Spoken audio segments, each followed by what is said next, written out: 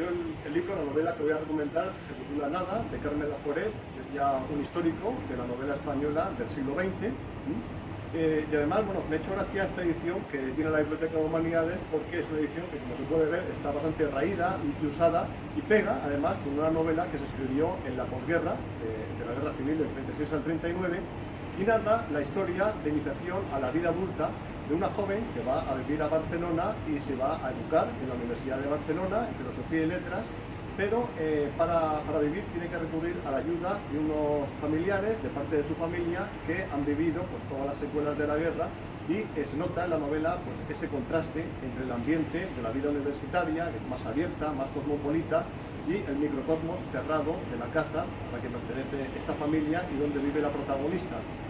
De forma que yo considero que es una novela pues, útil para conocer también cómo era el ambiente de la posguerra, el pesimismo que hay por nada más acabar la contienda, ¿no? Pero también es una forma de mostrar la apertura a la vida que tiene una joven en esa época, y que por supuesto va a ser muy complicada, pero finalmente ella va a tomar sus decisiones, ¿no? Así que yo considero que es una lectura pues, muy estimulante y que puede ser de gran utilidad para un amplio público.